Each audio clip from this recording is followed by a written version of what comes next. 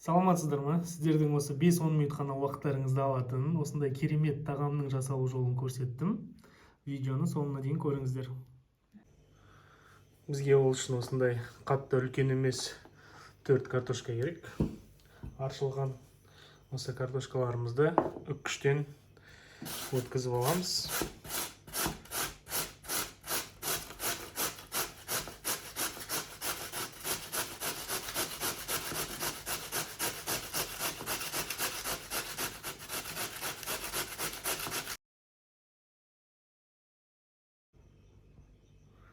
Міне картошкамызды үккіштен өткізіп алдық. Енді ыдысымызға саламыз.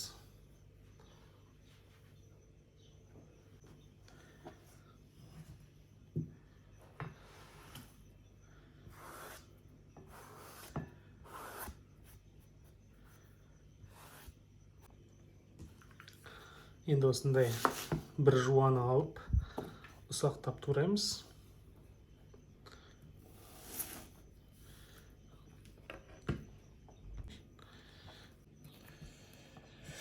Осылай жуамызды ұсақтап турап аламыз.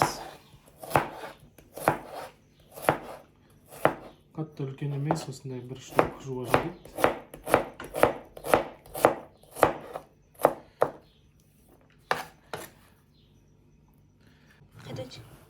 Бұл жуамызды да картошканың үстіне саламыз.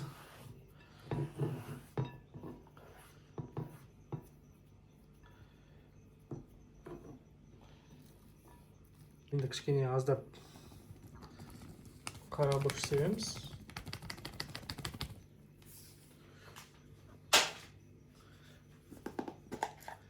Және жарты ас қасықтай тұз.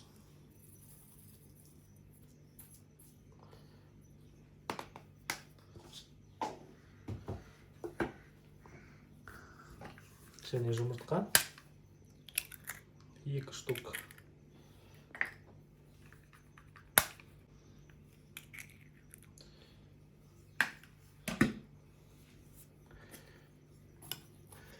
Осыны жақсылап араластырып аламыз.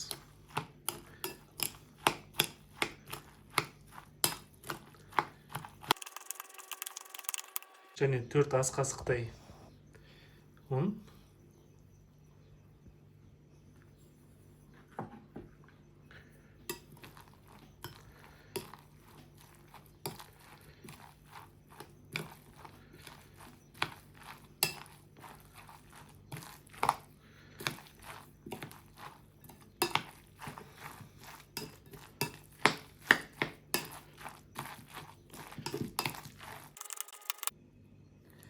Міне осылай араластырып алдық.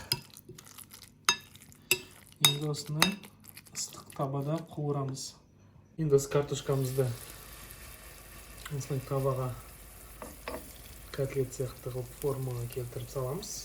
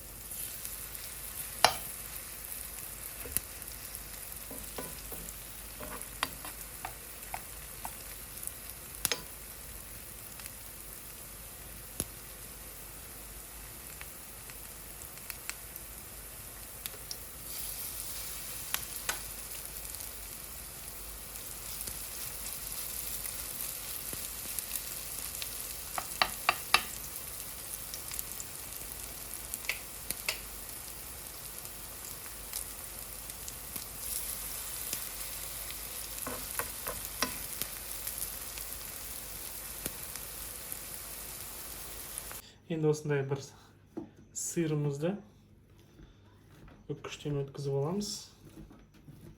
Любой сыр қолдана берсеңіздер болады.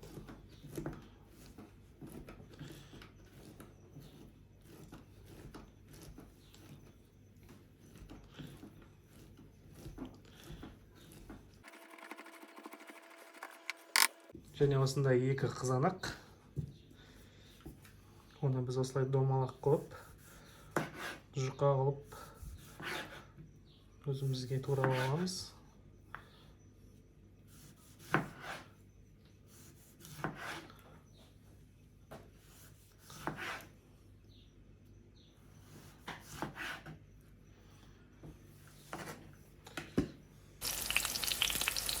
Bir жағынан 5 минуттай пісіріп алдық. Енді екінші жағынан.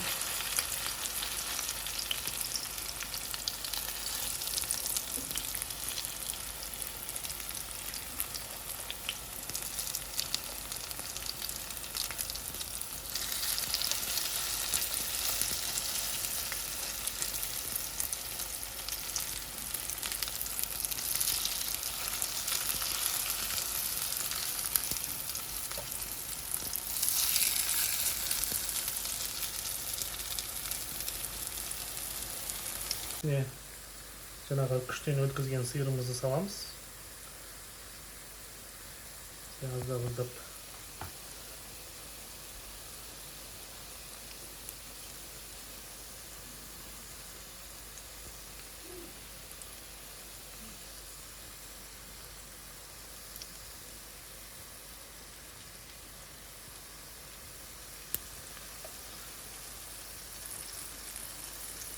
Крышкасын жауып, сиырымызды ертеміз.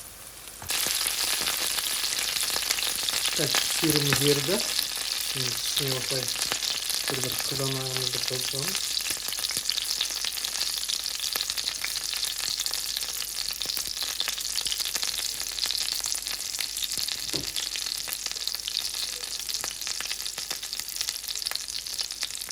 Және бетіне аздап аскөк, бізде укроп.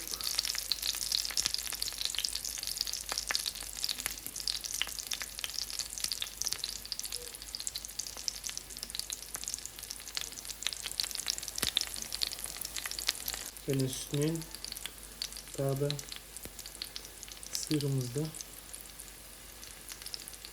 қойып шығамыз.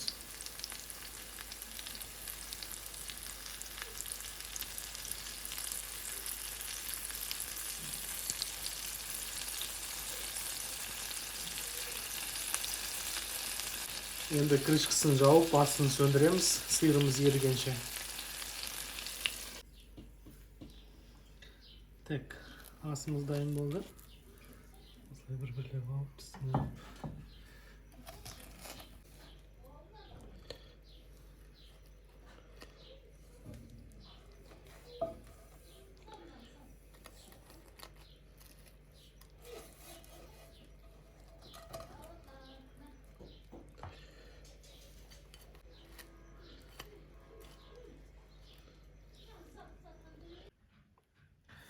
Ал енді бисмиллах деп дәмін көрейік.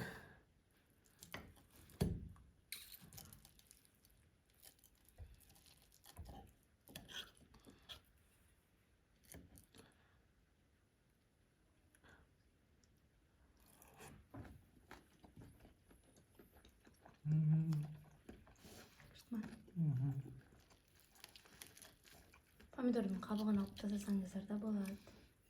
Помидормен вообще сочный.